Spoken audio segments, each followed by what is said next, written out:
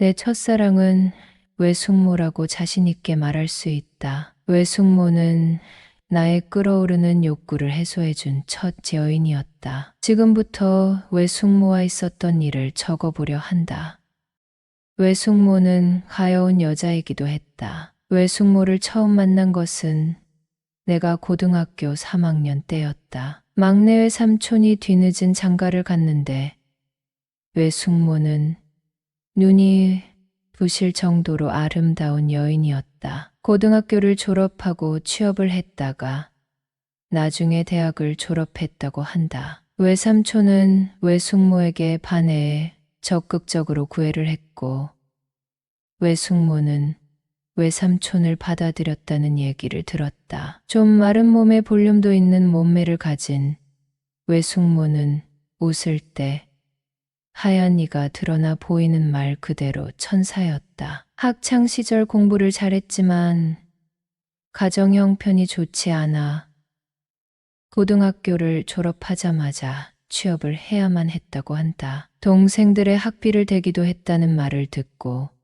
나는 가슴이 너무 아팠다. 저런 미인이 돈 때문에 고생을 한 것이 나는 너무도 가슴 아팠다. 나는 대학 입학원서 때문에 서울에 자주 갔었는데 그때마다 외삼촌 집에서 지내게 되었다. 외삼촌은 워낙 나를 귀여워해주는 사람이었으니 말할 것도 없고 외숙모도 나를 무척이나 반겨주셨다. 나는 외숙모의 아름다움에 얼굴을 붉히기도 했다. 20살짜리 남자가 뭘 하겠는가마는 집안에서 살림하는 젊은 주부의 모습이 참 섹시하게 보이고 아름다워 보였다. 집안에서 편한 치마를 입고 맨발로 부엌일을 하시는 외숙모를 보면 마음 속 깊은 곳에서 뭔가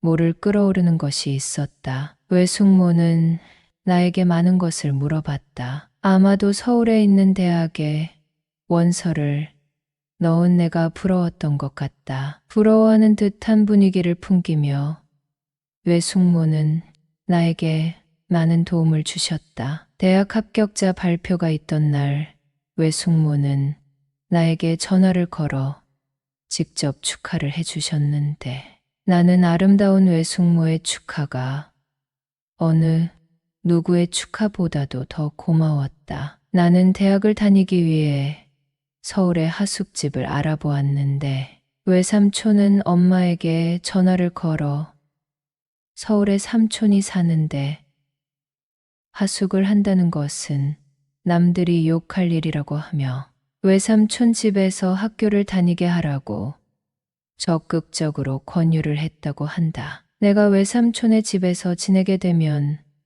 외삼촌보다도 외숙모가 힘들 것이란 건 누구나 다 알 수 있었다. 외삼촌이 엄마에게 적극적으로 권유를 했던 배경에는 외숙모가 있었다는 것을 나중에 알게 되었다. 나는 결국 외삼촌의 집에서 학교를 다니게 되었다. 엄마는 외숙모에게 소리까지 질러가며 하숙비를 받으라 했고 외숙모는 마지못해 엄마로부터 하숙비를 받은 것으로 알고 있다. 우리 과는 여학생의 비율이 커서 나는 즐거운 대학 생활을 했다. 술도 마시고 친구들과 자주 어울리는 나를 보고 외숙모는 많이 부러워하는 눈치였다. 외숙모는 대학 생활에 대해 많은 것을 궁금해했다. 나는 외숙모에게 나의 대학 생활에 대해 전부 말해주었다. 1학년 때 나는 여자친구를 사귀게 되었는데 외숙모와 비슷한 분위기를 풍기는 여자를 사귀게 되었다. 아마도 외숙모는 내 마음속 연인이었던 것 같다. 외숙모에게는 비교도 안 될 정도였지만 나는 그녀를 외숙모라 생각하고 사귀었다. 여자친구는 외숙모를 닮은 만큼 미모가 뛰어났다. 알고 보니 해픈 여자의 전형이었다. 순수함의 가면을 쓰고 남자들을 후리고 다니는 여자 선배, 동기할 것 없이 그녀는 숱한 연문을 뿌리고 다녔다. 결국 나는 그녀가 남자 둘과 여관에 들어가는 것을 목격하고 말았다. 터덜터덜 걸어서 집으로 왔는데 문을 열어준 것은 외숙모였다. 내 표정을 살핀 외숙모는 나의 눈치를 보며 무슨 일이 있었냐고 물었지만 나는 대답도 없이 내 방으로 들어가 버렸다. 너무나도 충격적이었다. 남녀가 사귄다는 것은 신뢰가 바탕이 되어야 한다고 생각했는데 그녀는 나에게 너무나도 큰 충격을 안겨주었다. 그녀를 볼 때면 항상 외숙모를 떠올렸는데 그녀의 모습은 외숙모에 대한 배신이기도 했다. 심호흡을 해도 가쁜 숨이 진정되지 않았다. 그때 외숙모가 조용히 내 방에 들어와 외삼촌 오늘 못 들어온대. 외숙모는 외삼촌 얘기를 꺼내며 나에게 말을 붙이려고 했다. 나는 외숙모를 물끄러미 바라보았다. 긴 치마를 입고 머리를 단정하게 묶은 외숙모의 모습은 여자친구를 잊게 만들고 얘 가슴을 뛰게 했다. 외숙모는 걱정스러운 눈빛으로 나를 바라보았다. 나는 외숙모에게 여자친구와 헤어지게 되었다고 말했다. 외숙모는 나에게 여자친구가 있다는 사실을 알고 있었다. 그랬어, 괜찮아? 간단한 외숙모의 질문에 나는 울음을 터뜨리고 말았다. 외숙모는 어린아이처럼 우는 내가 안쓰러웠는지 나를 안아주셨다. 외숙모의 품이 느껴졌다. 온기와 사랑이 느껴졌다. 나는 점점 뭔가 모를 끓어오르는 것을 느끼게 되었다. 나도 모르게 이 말이 튀어나왔다. 숙모 오늘 우리 같이 자면 안 돼요?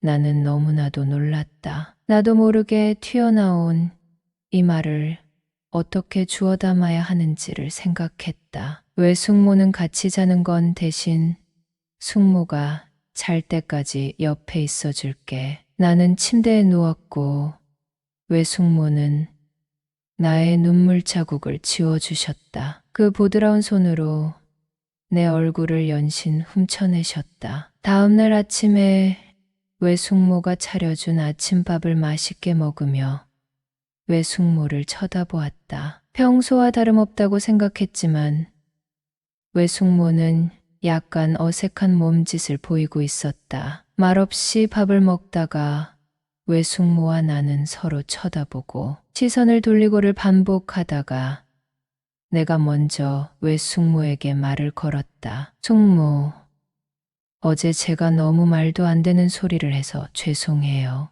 외숙모는 나를 사랑스러운 눈빛으로 보며 하얀 뒤를 드러냈다. 숙모의 그 미소였다. 나는 결혼하게 되면 외숙모 같은 여자와 결혼할 것이라고 굳게 다짐했다. 학교에 가서도 온통 외숙모 생각뿐이었다. 외숙모의 미소, 찡그림, 미간의 주름 등이 내 머릿속을 가득 채웠다. 여자친구는 나에게 왜 연락을 안 받았냐고 물었지만 나는 쓴웃음으로 답했다. 여자친구는 뭔가를 느꼈는지 나에게 더 이상 캐묻지 않았다. 외숙모와는 달랐다. 외숙모는 내 표정만 보고도 내 감정 상태를 알았다. 궁금해서 참지 못했다. 그래서 내 방에 와서 내 마음이 왜 안 좋은지를 알기 위해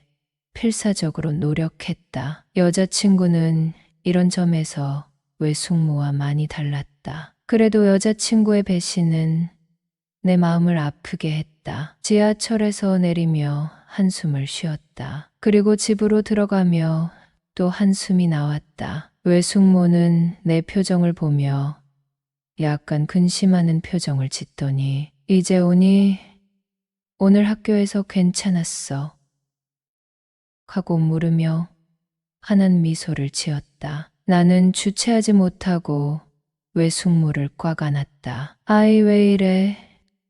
지금 삼촌 있단 말이야. 분명 삼촌이 있다고 했다. 삼촌이 있기 때문에 안 된다는 말이었다. 나는 가슴이 방망이 질치기 시작했다. 외삼촌은 아침에 집에 들어와서 저녁을 먹고 다시 출근을 해야 한다고 외숙모가 알려주었다. 앞으로 한 달 동안 그렇게 일을 해야 한다는 사실을 나에게 전해주며 외숙모는 하얀 이를 드러내고 미소 지었다. 외숙모의 미소에 나는 의미를 부여했다. 외삼촌이 밤에 일을 하러 나간다는 사실에 외숙모도 달뜬 것이라 믿고 싶었다. 외삼촌은 저녁을 먹고 잘 다녀오겠다는 말을 남기고 출근했다. 외삼촌이 나가자마자 나는 외숙모를 안고 안방 침실로 갔다. 외숙모는 잠시 놓아달라고 사정하듯 말했다. 그리고는 나에게 잠시 나가 있으라고 했다. 나는 거실에서 초조한 마음으로 기다리고 있었는데 다 됐어. 들어와 하는 외숙모의 말에 거칠게 안방문을 열고 들어갔다. 외삼촌과 함께 찍은 사진들이 모두 뉘어져 있었다. 방으로 들어간 나에게 외숙모는 삼촌한테 미안하잖아. 이걸 다 치우고 해야 그런 외숙모의 모습이 사랑스러웠다. 또한 외삼촌에 대한 묘한 질투심도 느껴졌다. 사실 외삼촌은 외숙모를 많이 사랑하지는 않는 것 같았다. 그날 외숙모와 나는 밤을 새워가며 뜨거운 시간을 보냈다. 새벽녘에 외숙모는 퀭한 얼굴이 되어버렸고 나는 외숙모에게 괜찮냐고 물었다. 외숙모는 좀 아프고 힘들지만 조카하고 싶은 만큼 하라고 말하며 이간에 주름을 지어 보였다. 외삼촌이 밤에 근무를 하는 기간에는 외숙모와 낯거리를 하며 보냈고 외삼촌이 낮에 근무를 하는 기간에는 여느 부부와 마찬가지로 우리는 밤을 함께 했다. 처음에는 죄책감을 보이던 외숙모였지만 점점 적극적인 자세로 변하는 것을 보며 외숙모는 요부라는 생각이 들었다. 처음에는 숙모와 정상적인 관계만으로도 설레임 가득한 시간이었지만 시간이 지날수록 농도 짙은 관계를 요구하게 되었다. 그때마다 숙모는 부끄러워하며 내가 원하는 대로 모두 응해 주었다. 숙모는 아기를 갖기 위해 나와의 관계를 멈추자고 했다. 나는 흔쾌히 외숙모의 제안을 받아들였고 외숙모는 나에게 다른 방법으로 봉사해 주었다. 드디어 외숙모는 임신을 하게 되었고 임신 5개월이 되었을 때 우리는 외삼촌이 밖에서 한눈을 팔고 있다는 것을 직감하게 되었다. 외삼촌은 언젠가부터 귀가가 늦어졌고 여자의 체취를 풍기고 있었다. 외숙모도 알고 있는 듯 했지만 인상 한번 쓰시고 말았다. 외숙모는 자신의 임신 때문에 외삼촌이 일시적으로 외도를 하고 있다고 생각하고 집안일에 더욱 열심이었다. 그리고 외숙모는 나와의 관계가 있기 때문에 외삼촌을 탓할 수 없다고 했다. 외숙모는 학창시절 공부를 잘했음에도 집안 형편상 대학을 포기할 수밖에 없었던 불쌍한 여자였다. 항상 대학을 나온 여자들의 자유분방함을 부러워하셨고 나의 대학 생활을 늘 궁금해하며 한숨을 쉬곤 했는데 대학의 동경심이었던 것 같다. 외숙모는 임신 때문에 나와 관계를 할 수 없다고 했다. 하지만 어느 날 나는 더 이상 참을 수 없다고 진지한 표정으로 외숙모에게 말을 했다. 외숙모를 너무 사랑하는데 이렇게 말끝을 흐리자 외숙모는 그럼 살살해야 해 라고 말하며 응해 주었다. 점점 배가 불러오자 외숙모는 힘들어하면서도 내가 요구할 때마다 응해 주었다. 아이를 낳은 후 모유 수유를 하는 동안은 안전하다고 하며 나를 잘 받아주는 외숙모를 점점 더 깊게 사랑하게 되었다. 원룸에 차를 주차하고 저녁을 먹으러 식당으로 향하던 길이었다. 멀리서 식당 주인 여자가 커다란 짐을 들고 낑낑대며 걸어오는 모습이 보였다. 그녀는 나를 발견하자 반갑게 인사를 건넸다. 어머, 총각이구나. 아, 네, 안녕하세요. 오늘은 퇴근이 조금 늦으셨네요. 네, 중요한 일 때문에 좀 늦어졌어요. 그 순간 그녀가 들고 있던 길다란 상자 하나가 길바닥으로 떨어졌다. 다급히 손을 뻗어 잡으며 물었다. 이게 다 뭐예요? 이렇게 많이 혼자 들고 오신 거예요? 네, 생필품이 다 떨어져서 오랜만에 마트에서 이것저것 샀더니 짐이 많아졌네요. 나는 자연스레 몇 개의 짐을 들어 올렸다. 어머, 괜찮아요. 떨어진 것만 올려주시면 되는데. 아니요. 어차피 식당에 가는 길이에요. 아이고, 정말 미안해서 어쩌죠? 이게 미안할 일이에요? 우리 사이에 이러시면 섭섭하죠. 하하, 그런 건 아니고 고마워요. 그렇게 식당에 도착했고 그녀의 방으로 짐을 옮겨주었다. 짐을 내려놓고 문을 나서려는데 그녀가 다급히 불러세웠다. 저 총각. 네, 미안한데 이왕 신세진 김에 부탁 하나만 더 해도 될까요? 뭐든 말씀하세요. 사실 이걸 어떻게 해야 할지 몰라서요. 그녀가 보여준 건 새로 산 변기 커버였다. 잠시 망설이며 속으로 생각했다. 제 길. 이런 건 신랑이나 애인한테 부탁해야 하는 거 아닌가? 이리 주세요. 제가 해드릴게요. 욕실로 들어가 변기 커버를 조립하며 그녀의 상황이 어쩌다 이렇게 됐는지 궁금해졌다. 작업을 마치고 나와 말했다. 설치 다 됐습니다. 이제 가볼게요. 정말 고마워요. 총각. 정태 씨 보기보다 듬직하고 남자다움이 있네. 그럼요. 겉으론 비실해 보여도 잔근육 꽤 있습니다. 하, 상남자였구나. 그녀는 날 한번 훑어보며 얼굴을 살짝 붉혔다. 왜요? 상남자 좋아하세요? 그치. 여자치고 상남자 싫어하는 사람 있을까? 그럼 오늘 저녁 식사는 저랑 같이 하시는 건 어때? 오늘 신세 진 것도 갚을 겸 제대로 한상 차려드릴게요. 정말요? 얼마나 제대로 차려주실 건데요? 그녀는 주방에서 한참을 지지고 볶더니 금세 진수성찬을 내놓았다. 식탁에 앉아 음식을 보며 감탄했다. 우와, 이건 서방님 대접도 이런 대접이 없네요. 서방님 대접이라니 참 말을 재밌게 하네. 여자를 만족시키면 밥상이 달라진다는 말 있잖아요. 그래 반은 맞고 반은 틀리다. 암튼 총각이 날 만족시켜준 건 맞으니깐. 호호. 아, 배부르다. 이런 밥상 다시는 먹기 힘들겠죠. 정말 잘 먹었어요. 왜? 혹시 모르지. 사람이 왜 이렇게 부정적이야? 요즘 애들은 밥도 할 줄 몰라요. 다들 배달 음식 시켜 먹지. 엄마가 차려준 밥상 빼곤 아줌마 집밥이 처음인거려. 그래. 그럼 총각 말대로 날 만족시켜주면 되잖아. 그럼 내가 맨날 밥 차려줄게. 네. 아줌마도 참. 장난 그만 치세요. 저녁 식사 후 커피 한 잔을 마시며 이야기를 나눴다. 그러다 그녀의 이야기를 들을 수 있었다. 1년 전에 이혼하고 지금은 혼자 지내고 있어요. 그리고 자연스레 나이에 대한 얘기가 나왔다. 정태 씨는 몇 살이에요? 저요? 올해 28살입니다. 난 올해 40살. 정말요? 저는 누나가 저랑 또래인 줄 알았는데요. 거짓말. 지금 놀리려고 하는 거지? 아니에요. 저 사람 나이 잘 맞추는 편인데 완전 틀렸어요. 누나, 너무 어려 보이세요. 그녀는 기분 좋은 미소를 지었다. 어머, 정말 그렇게 봐줘서 고마워요. 정태 씨는 말도 참 예쁘게 하네요. 그러면서 자신의 번호를 알려주며 말했다. 앞으로 집밥 먹고 싶으면 언제든 연락해요. 어이구, 말이라도 너무 고마워요. 언제든지 연락하라는 말이 참 듣기가 좋으네요.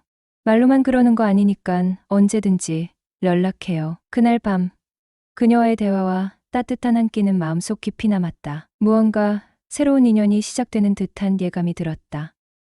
나는 올해 28살이다. 전남 어느 작은 시골에서 태어나 그곳에서 고등학교 다닐 때까지 살았는데 마을 전체가 70가구 정도의 전형적인 시골 마을이었다. 학교는 읍내에 있어 등하교 길은 차량으로 20분 정도 거리였지만 하루에 버스가 딱 4대뿐인 교통편으로 인해 혹여나 버스를 놓치기라도 하는 날엔 1시간도 넘게 걸어서 다녀야 하는 날도 많았다. 고등학교를 졸업하고 당시 나에겐 꿈의 도시였던 서울 소재의 대학에 합격하여 졸업 후 현재까지 7년을 넘게 자취 생활을 하고 있다. 6개월 전 직장 문제로 경기도 쪽에 원룸을 계약하고 집 앞 식당에 저녁을 해결하러 간 날, 환하게 미소 지으며 반갑게 맞이하던 주인 여자를 보고 식당 아줌마가 왜 이렇게 우아하게 생겼지 하고 놀라고, 음식이 하나같이 내 입맛에 잘 맞아 한 번 더 놀랬고 그녀에게 점점 스며들기 시작을 하였다. 주인 여자 나이는 40대 초반에서 잘해야 30대 후반으로 보였으며 상냥한 말투의 배우 장미희님 느낌도 살짝 났다. 하루는 맥주 한잔하고 집으로 돌아오는 길에 단골 식당 간판에 불이 켜져 있는 거다. 시간은 밤 9시가 넘어가고 있었다. 이 시간엔 보통 손님을 받지 않았는데 식당 문을 열고 들어서자 아줌마와 눈이 마주쳤는데 나는 그만 당황하여 얼굴이 빨개지고 말았다. 식당 한켠에 쪼그리고 앉아 여자 2명이 수다를 떨며 열심히 파김치를 담고 있는 모습이 너무나 사랑스러워서이다. 정태 씨, 이 시간에 웬일이세요? 저 아줌마 혹시 라면 하나 먹을 수 있나요? 이 시간까지 저녁을 안 먹었구나. 뭐 하느라 늦었어? 죄송해요. 한잔하고 들어오는데 아줌마가 끓여주는 칼칼한 라면이 땡겨서요. 영업시간은 이미 끝났지만 정태 씨니깐 특별히 해주는 거예요. 들고 있던 파김치를 내려놓으며 일어나려는 아줌마에게 너무 미안해서 아니요. 집에 가서 제가 그냥 끓여 먹을게요. 하며 나오려는 순간 그래도 내가 끓이는 거랑 총각이 끓여 먹는 거랑은 맛이 다르지. 기다려봐요. 방금 담은 파김치도 내줄 테니 맛도 볼 겸. 그때 옆에 있던 아줌마가 한다는 소리가 예, 너 혹시 저 총각이랑 몰래 사귀는 건 아니지? 어머, 총각 앞에서 못하는 소리가 없어. 그만해. 왜 그래? 언뜻 봐도 둘 사이가 심상치 않구만. 서방 없는 년이 젊은 총각하고 사귈 수도 있지. 안 그래요, 총각? 아, 네. 그럼요. 불가능한 일도 아니죠. 호호호. 총각이 그래도 생긴 거보단 말이 잘 통하네. 매콤 알싸한 맛이 일품인 파김치에 라면을 돌돌 말아 먹고 수저를 내려놓는 소리를 들었는지 아줌마가 다가왔다. 어머, 벌써 다 먹었구나. 공기밥이랑 국물까지 싹 비웠네. 가게 문 닫았는데 찾아와서 죄송해요. 역시 아줌마 손맛이 최고예요. 그러자 그녀는 생긋 웃으며 내 어깨를 툭 하고 한 번 치더니 얼굴을 내 얼굴 가까이 가져오며 말했다. 오늘 보니까 정말 귀엽게 생겼다. 어쩜 내 모습을 귀엽다는 듯이 한참을 보더니 커피도 한 잔 해야지 하며 돌아서서 그릇을 챙기셨다. 아줌마가 그릇을 치우고 설거지를 하는 동안 내 눈은 그녀를 쫓아다녔다. 총각, 뭘 그렇게 뚫어지게 쳐다봐. 이제 보니 정말 내 친구한테 관심 있구나. 호호호호. 그러지 말고 사귀자고 고백이라도 한번 해봐. 아차 싶었다. 파김치를 함께 담그고 있던 아줌마 친구분이 옆 테이블에 앉아 있는 것도 잊은 채 나는 쥐구멍에라도 들어가고 싶은 기분이었다. 정태 총각 왔어? 오늘은 소고기국인데 맛있게 먹어. 저녁마다 식사를 해결해주는 식당 주인 아줌마. 그날 이후 12살 연상인데 불구하고 자꾸만 여자로 다가온다. 이후 식당 아줌마와 친하게 지내게 된 것은 매일 저녁을 거기서 해결하면서부터다. 타지에서의 자취 생활에 백반정식 7,000원. 엄마가 만들어준 집밥 같은 반찬을 무한으로 배불리 먹고 제대로 된 끼니를 해결할 수 있는 곳. 10년 가까운 자취 생활인 나에게는 사막에서의 오아시스 같은 곳이었다. 그곳에서 식사하는 시간이 하루의 가장 행복한 시간이었고 너무나 좋았다. 주변에 큰 빌딩과 보험사 직원들 상대로 장사를 하다 보니 가성비가 뛰어난 식당들이 많았지만 제 입맛이 맞는 곳은 아니었죠. 낮 위주로 장사하는 식당이라 저녁 8시쯤에 문을 닫았기에 퇴근하고 곧장 가면 거의 마지막 손님으로 식사를 할 수가 있었습니다. 물론 저녁에는 반찬이 떨어져도 새로 만들어 채워두지 않는다는 단점이 있긴 했지만 저같이 많이 먹는 대식가에겐 남은 음식들만으로도 충분히 배를 채울 수 있었으니 저로선 감사할 따름이었죠. 거의 매일을 한 달 넘게 찾아가자 서서히 아줌마도 나를 살갑게 대해주었어요. 3개월쯤 지나자 아줌마와의 관계는 한결 편해졌다. 서로 반말 섞인 농담을 주고받으며 허물없이 지낼 정도가 됐다. 어느 날 가게에 들르니 아줌마가 주방에서 날 반기며 말했다. 정태 왔어? 오늘은 추어탕 끓였는데 먹어봐. 내가 금방 데워올게. 식은 국은 따로 데워 정성스럽게 내놓고 남은 반찬은 주말에 먹으라고 챙겨주었다. 그녀의 배려 깊은 씀씀이와 따뜻한 마음이 그녀의 고운 얼굴만큼이나 빛나 보였다. 나도 그만한 답례를 해야 했다. 가게 형광등이 나가면 얼른 갈아 끼워주고 무거운 물건이 있으면 팔 걷어붙이고 옮겼다. 남자의 손길이 필요한 일은 도맡아 해결하며 자연스레 그녀의 곁을 지켰다. 그러다 보니 동네에서는 이상한 소문이 돌기 시작했다. 저 총각, 혹시 아줌마 기둥서방 아니야? 그러게, 둘이 너무 다정해 보여서 의심스러울 만도 해. 가게에서 밤늦게까지 단둘이 있는 모습이 동네 주민들에게 자주 목격되었으니 그럴 만도 했다. 커피를 마시며 소소한 이야기를 나누거나 TV를 보며 웃음을 터뜨리는 우리의 모습을 누군가 지나치며 본 모양이었다. 더군다나 아줌마는 1년 전 이혼 후 식당에 딸린 단칸방에서 홀로 지내고 있었고 나는 한창 나이에 아직 총각이었다. 오해가 쌓이기엔 충분한 상황이었다. 그러나 그런 소문이 우리를 불편하게 하지는 않았다. 정태야, 동네 사람들이 우리 뭐라 하는 것 같더라? 뭐래? 내가 누나 기둥서방이래? 어머, 어쩜 그렇게 잘 알아? 하긴, 나 정도면 그럴만도 하지. 둘이 마주 보고 웃음을 터뜨리며 소문마저 농담으로 넘길 만큼 서로에게 익숙해져 있었다. 그녀는 평일에만 장사를 해서 주말에는 늘 한가했다. 그러다 보니 내 끼니를 걱정하는 일이 잦았다. 토요일, 일요일엔 내가 밥 차려줄 테니 집으로 오라는 그녀의 초대는 그렇게 시작됐다. 토종닭 한 마리를 사와 한약재를 듬뿍 넣고 1시간을 푹 끓여 달백숙을 만들었다. 뜨거운 김이 모락모락 올라오는 달백숙 냄새에 허기가 밀려왔다. 그녀는 내게 달백숙을 내밀며 말했다. 총각은 여자친구도 없으니 몸보신도 필요 없겠지만 그래도 한번 먹어봐. 말은 그렇게 했지만 약간 비꼬는 듯한 어투였다. 닭을 야무지게 발라먹고 남은 국물로 끓인 달죽까지 해치우고 나니 배가 불러 몸을 일으키기가 귀찮았다. 나는 소파에 느긋이 기대앉아 TV를 켰다. 그녀도 내 옆에 앉아 말없이 함께 화면을 바라봤다. 한참을 그러고 있다가 내가 먼저 입을 열었다. 누난 나한테 궁금한 거 없어? 정태는 왜 여자가 없어? 헤어진 지 꽤 됐어요. 이 동네로 이사 오고 1달 만에 여자친구가 바람났거든요. 헉, 진짜. 왜? 글쎄, 나랑 헤어지고 외과 레지던트랑 사귀더라고요. 뭐, 나야 중소기업 다니는 평범한 남자고 의사가 훨씬 낫긴 하지. 그랬구나. 그 뒤로는 아무도 없었어? 그때 너무 실망해서 그런지 지금은 여자 만날 생각도 별로 없어요. 그녀는 고개를 끄덕이며 잠시 생각에 잠겼다. 모르지. 누나 같은 여자가 나 좋다고 하면 한번 만나볼 수도? 얘는 나처럼 나이 많은 여자가 뭐가 좋다고. 연상만의 매력이 있잖아. 매력? 그게 뭔데? 음식도 잘하고 성숙하고 부담 없고 그리고 그거 잘하고 그게 뭔데? 해보지도 않고 잘한다는 건 또 무슨 소리야. 글쎄, 총각인 나보다는 나을 거 아냐. 그게 뭐든지 간에. 그녀는 피식 웃더니 말했다. 호호, 정태, 너 이제 보니 순진한 구석도 있네. 귀엽다, 너. 귀엽다고? 여자 눈에 남자가 귀여워 보이면 끝난 거라던데. 난 아닌데? 난 귀여운 남자 싫어해. 그럼 누난 혼자 산 지 1년 넘었다며. 애인 하나 만들지 뭐 했어?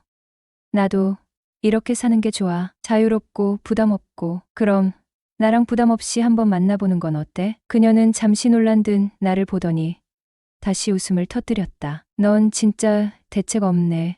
그녀가 갑자기 내 팔을 툭툭 쳤다. 정태, 너 달백숙 먹었는데 밥값은 하고 가야지. 밥값? 누나, 지금 나한테 고백하는 거야? 아이, 몰라. 아무튼 보양식 먹였으니 답례는 하고 가라고. 그녀의 얼굴이 순간 붉게 달아올랐다. 하지만 나는 그 말이 어떤 뜻인지 이미 충분히 이해할 수 있었다. 그날부터 우리는 자연스럽게 연인이 되었다. 나는 그녀와 반년이 넘는 시간을 함께하며 정이 들었다. 그녀는 나보다 12살 많았지만 서로에게 부담 없는 만남을 원했던 만큼 우리 관계는 너무나도 좋았다. 그러던 어느 날 그녀의 전 남편이 갑작스럽게 연락을 해오면서 모든 것이 복잡해졌다. 전 남편은 이혼 후 다른 여자와 동거하며 지냈지만 그 여자가 바람을 피우고 도망가면서 혼자가 되었고 이제서야 자신의 과거 잘못을 뉘우치고 있다고 했다. 그는 애들 생각해서라도 다시 살림을 합치고 싶다며 간곡히 부탁했다. 심지어 며칠 전에는 아이들을 데리고 식당까지 찾아와 애원까지 했다. 그는 조강지처만한 여자가 없다는 걸 깨달았다며 그녀와 다시 시작하고 싶다는 의지를 거듭 강조했다는 것이다. 그의 제안은 단순한 감정 호소에 그치지 않았다. 그는 자신 명의로 된 재산 일부를 그녀에게 넘기겠다는 약속까지 했다. 듣자 하니 그는 경제적으로 꽤 여유로운 편이고 능력 있는 사람이라고 한다. 다만 과거에 호색한 기질로 바람을 피워 그녀를 힘들게 했던 전력이 있었기에 이 모든 제안이 진심인지 혹은 일시적인 후회인지 확신하기 어려웠다. 솔직히 그녀와의 관계는 나에게도 복잡한 감정을 남겼다. 그녀를 붙잡자니 나이 차이가 마음에 부담이 되었고 반대로 그녀를 보내자니 아쉬움이 컸다. 우리는 서로 부담 없이 만나는 것을 원했고 그런 면에서 천생연분 같은 관계였다. 하지만 지금 이 상황은 그녀와 나의 관계를 넘어서는 문제로 다가왔다. 그녀는 전 남편의 제안을 고민했다. 그가 과거의 잘못을 뉘우쳤다는 점과 아이들을 위해 재결합하는 것이 옳은 선택일지에 대해 갈등하고 있었다. 그러나 전 남편과 다시 산다는 것은 불구덩이 속으로 뛰어드는 것과 같았다. 다만 애들에 대한 미안함과 책임감 때문에 고민을 거듭했다. 나는 그녀에게 제안했다. 우리 딱 6개월만 더 함께 살아보고 결정하자. 그래야 후회가 없을 것 같아. 그녀도 내 제안에 동의했다. 6개월이라는 시간이 우리 관계를 정리하고 그녀가 전 남편과 재결합할지 여부를 명확히 판단할 기회를 줄 것 같았다. 그녀는 전 남편에게도 이 사실을 전하며 6개월 뒤 확답을 주겠다고 말했다. 이 6개월은 우리 둘에게 중요한 시간이 될 것이다. 그녀에게는 과거와 현재, 그리고 미래를 비교할 기회가 될 것이고, 나에게는 그녀와의 관계를 더 깊이 이해하고 정리할 수 있는 시간이 될 것이다. 물론 이 시간이 끝난 후 그녀가 어떤 결정을 내릴지는 알 수 없다. 그러나 내가 할 수 있는 것은 그녀가 후회 없는 결정을 할 수 있도록 최선을 다해주는 것이다. 그녀가 어떤 선택을 하든 나는 그녀의 행복을 진심으로 바란다. 우리의 관계가 끝난다 해도 그녀가 전 남편과 해도 중요한 것은 그녀가 자신의 삶을 주체적으로 선택하고 앞으로 나아가는 것이다. 나는 그 과정을 지켜보며 그녀의 곁에 있을 것이다. 6개월 후 어떤 결론이 내려지든 우리는 후회 없는 결정을 내리게 될 것이라고 믿는다. 사랑은 누군가의 행복을 자신의 행복보다 더 중요하게 여기는 것이다. 오늘의 사연 시작합니다. 안녕하세요. 저는 30대 남자입니다. 결혼은 아직이지만 결혼을 생각하고 있는 2살 아래 여자친구가 있습니다. 결혼할 여자친구를 두고 지금 이런 고민을 하고 있는 것부터 참 유감입니다. 저는 IT 계열 개발 직종에 종사하고 있습니다. 코딩 같은 거 하는 직업이에요. 조금 생소한 직업일 수도 있는데 외국에서는 개발자 대우가 좋다고 하는데 한국은 아직까지는 아닙니다. 마감이 다가오는 달에는 집 구조가 어떻게 생겨먹었는지 까먹을 정도로 회사에서 숙식을 하기 일쑤입니다. 이미 회사에도 숙식실이 따로 있고 직원들 편의를 위해서 냉장고며 샤워실까지 각종 편의시설을 갖추고 있습니다. 누가 들으면 참 복지가 좋아 보인다고 느낄 수도 있는데 전혀 그렇지 않습니다. 집에 가지 말고 회사에서 숙식하면서 일을 하라는 뜻으로 생겨난 시설들입니다. 그녀와의 시작은 지지난 프로젝트가 마감을 앞두고 있던 몇 달 전으로 거슬러 올라갑니다.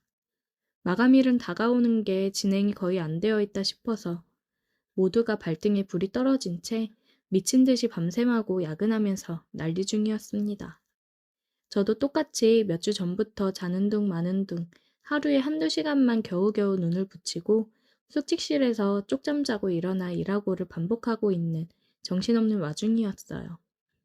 그날도 여느 때와 다름없이 며칠 밤낮을 회사에서 보내며 마감 기한 맞춰가며 열심히 일에 매달리고 있을 적이었습니다. 밤늦게까지 컴퓨터 앞에 앉아만 있다가 시간을 보니 한참 어두워진 저녁이더군요. 배가 고파 컵라면으로 저녁을 대충 먹었습니다. 일 때문에 잠도 제대로 못 잔 와중에 컵라면 덕분에 뱃속이 뜨뜻해지니 그동안 못 잤던 게 한 번에 몰려와 잠이 쏟아지더라고요. 이대로는 도저히 안 되겠다 싶어서 알람을 2시간 후로 맞춰놓고 숙직실로 향했습니다.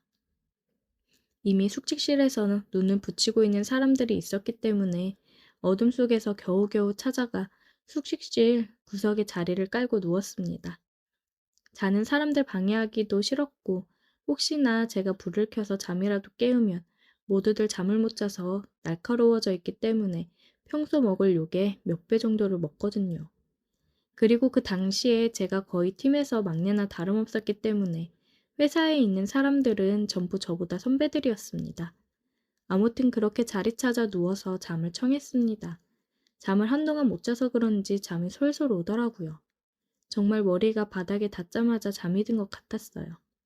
그렇게 꿀잠을 잤는데 제가 알람을 진동으로 하지 않고 벨소리로 맞추어 놨더라고요. 자고 있는 사람들이 이 소리 때문에 잠에서 깨면 아주 큰일이 나기 때문에 화들짝 놀라서 어둠 속을 헤집으며 팔을 뻗어 바닥을 더듬더듬 거렸어요. 그런데 핸드폰이 아니라 뭔가 다른 게 잡히는 거예요. 저는 이게 뭐지 싶어 더듬거렸는데 손가락이 만져지더라고요. 그 짧은 순간에 등 뒤로 한 줄기 식은땀이 흐르고 머릿속에 아주 큰일 났다는 생각이 스쳐 지나가더라고요. 아니나 다를까 어머머 하는 소리와 함께 한바탕 누가 허둥대는 소리가 나더니 불이 켜졌어요. 숙직실 안에 조명이 들어오면서 거기에는 깜짝 놀란 채 내려다 쳐다보고 있는 저희 개발팀의 노처녀 팀장이 거기에 있었습니다.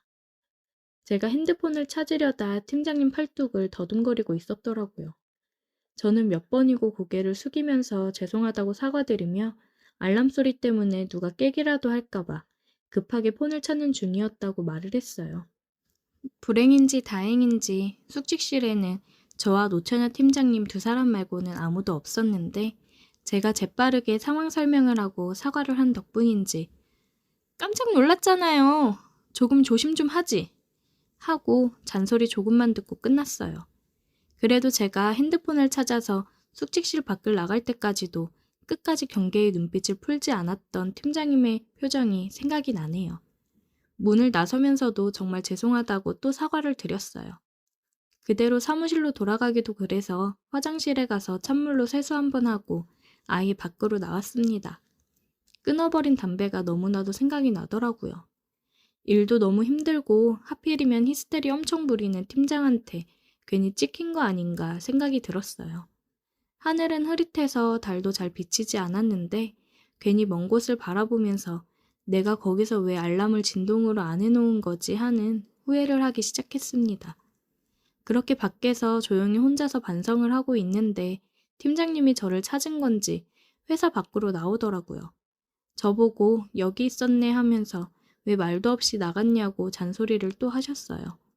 팀장님이 걱정 말라고 사람이 실수도 할 수 있는 거지 너무 개의치 말라고 말을 하는데 위로를 받으니까 더 쥐구멍으로 숨고 싶더라고요. 한 대 줄까? 하면서 주머니에서 담배를 꺼내서 저한테 건네는데 그런 일이 있어서 그런가 아니면 희미한 달빛에 비친 안경 쓰고 있는 노처녀 팀장님이 풍기는 분위기 때문에 그런 건지 그날따라 그 순간만큼은 팀장님이 예뻐 보이더라고요. 평소에는 그냥 성질 고약한 노처녀라고 생각했는데 말이에요. 그런 생각이 들면서 곰곰이 생각해보니 아까 숙직실에서 느꼈던 감촉이 새삼 떠올랐습니다. 그런데 그런 생각을 하면서 제 얼굴이 빨개졌나 봐요. 그러니까 팀장님이 갑자기 기분 나쁘게 얼굴은 왜 붉히냐고 놀라더라고요. 잠을 덜 자서 그런가 그렇게 화들짝 놀라는 모습에도 평소에 보여주지 않던 여성적인 모습이라서 그런지 그게 평소와는 다르게 다가왔어요. 그래서 저도 모르게 팀장님이 너무 예뻐서요. 라고 대답해 버렸습니다. 그 말에 팀장님도 얼굴을 붉히며 아무 말도 못하더라고요. 그렇게 쭈뼛대고만 있다가 서로 아무 말도 나누지 못하고 사무실로 돌아왔습니다. 그 뒤로 노처녀 팀장님하고는 조금 서먹서먹해졌는데 워낙 일이 바쁘다 보니 그걸로 불편한 걸 느끼거나 할 정도는 아니었어요. 아무튼 그렇게 모든 직원이 밤을 새가며 노력한 결과 프로젝트는 무사히 마감일 전에 끝나게 되었고 며칠 뒤에 프로젝트가 끝난 기념으로 회식을 하게 되었습니다. 회식이 길어지면서 전부 다 술들을 어느 정도 마신 상황이었어요. 저도 별다른 생각 없이 주는 술들을 거절없이 계속 때려 마시고 있다가 우리 노처녀 팀장님하고 눈이 마주쳤습니다. 그러니 그때부터 자꾸 그날 있었던 일이 생각나고 집중이 안 되더라고요. 최대한 아닌 척 하려고 해도 자꾸 신경이 쓰여서 팀장님 쪽으로 고개를 다시 돌려봤는데 팀장님이 저를 빤히 쳐다보고 있더라고요. 언제부터 저를 쳐다보고 있었는지도 모르게 술 기운이 많이 올라있는 상태인지 눈은 개슴츠레 반만 뜨고 저를 잡아먹을 듯이 쳐다보고 있었습니다. 팀장님 시선이 느껴지니 그때부터는 자리가 조금 불편해지더라고요. 한참 있다가 팀장님이 제 이름을 부르면서 자리에서 벌떡 일어났습니다. 그러더니 저보고 자기를 책임지라고 소리를 고래고래 질렀어요. 직원들이 무슨 일인가 관심을 보이는 와중에 팀장님이 숙직실에서 제가 실수로 만졌던 사건을 가지고 제가 의도적으로 그렇게 한 거란 식으로 말을 하네요. 제가 팀장님께 이쁘다고 말한 건 사실인데 그냥 그 분위기가 그랬고 딱히 할 말이 없어서 그런 것도 있었는데 팀장님은 앞뒤 다 잘라먹고 제가 팀장님한테 예쁘다고 했다고 그러고서는 여태까지 아무 말도 없고 여자 마음 가지고 장난치는 거냐고 술줄정을 부리기 시작하더라고요. 실수로 팔뚝 한번 만지게 된 건데 이게 그렇게까지 자기를 책임지라고 할 일인가요? 직원들은 안 그래도 달아오른 회식 분위기에 이게 웬 떡이냐 하고 신이 나서 저에게 달려들더군요. 김 대리가 우리 팀장님 책임져야 되는 게 맞다고 하는 둥 결혼식은 언제 할 거냐는 둥 하면서요. 아주 회식 자리가 죽을 맛이었어요. 다른 여직원들은 팀장님한테 장난을 치면서 그래도 팀장님이 한 몸매 하셔서 다행이라고 하면서 깔깔대더군요. 몸매도 안 좋았으면 제가 이쁘단 말도 안 했을 거라고 하면서요. 팀장님은 얼굴이 벌개지면서 아잉 몰라 이러면서 콧소리를 섞어서 애교를 부리는데 술이 얼마나 취했으면 저럴까 하는 생각이 들었습니다. 아예 직원들은 저랑 팀장님을 밀어주는 분위기로 몰고 가더라고요. 3차로 도착한 노래 주점에서도 굳이 팀장님 옆자리에 저를 앉힌다던가 하면서요. 팀장님은 이미 술에 뻗어서 잠들어 있었고 저도 사람들이 저를 가지고 자꾸 놀려먹으니 그 자리에서 같이 즐길 기분이 안 나서 술도 마시지 않고 가만히 시간만 보냈습니다. 회식이 다 끝나고 나서 택시들 타고 하나둘씩 사라져 가는데 팀장님은 보도블러 위에 앉아서 몸도 제대로 가누지 못하고 있더라고요. 직원들이 전부 사라지고 팀장님하고 저만 남게 되었습니다.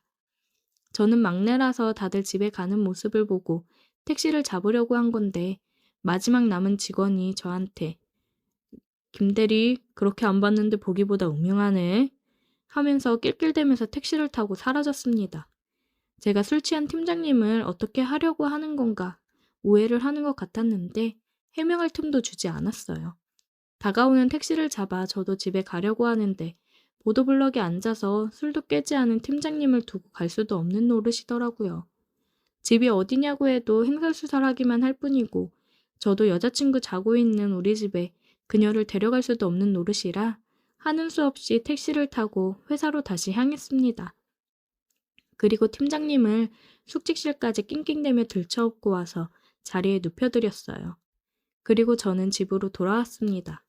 다음 날 아주 난리가 났어요. 보안 시스템에 제가 지문 찍고 사무실로 들어간 기록이 남아있고 팀장님은 숙직실에 뻗어 있었으니 말입니다. 이 비싼 보안 직원이 이미 아침부터 동네방대 떠들고 다녀서 회사 내부에는 그게 와전이 돼서 소문이 나고 말았습니다. 정말 아무 일도 없었는데 팀장님은 정말로 제가 뭐라도 한 줄 알고 틈만 나면 자꾸 저한테 안 바쁠 때는 단둘이 술도 좀 마시고 하자고 합니다. 정말 미쳐버릴 노릇이네요. 회사 밖으로 소문이 새어나갈 일은 없지만 여자친구와 결혼 생각도 하고 있는데 이게 무슨 일인가 싶습니다. 물론 팀장님이 여자로 매력이 전혀 없는 것도 아니고 그날의 일만 기억해봐도 제 여자친구보다 훨씬 훌륭한 건 사실이기는 하지만 그렇다고 여자친구를 배신할 수도 없는 일 아닙니까? 제 친구들은 뭐가 문제냐고 하면서 둘만 만나면 되는 것 아니냐고 하며 배꼽을 잡고 웃고만 있는데 저는 정말 신경이 쓰여서 미치겠네요. 저는 40대 남자이고 평범한 회사원으로 근무하고 있습니다.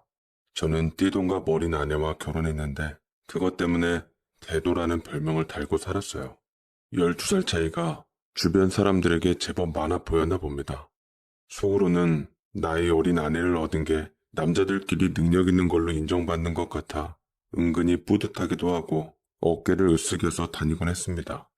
아내와의 첫 만남은 우연찮게 갔던 회사 앞 병원에서였습니다.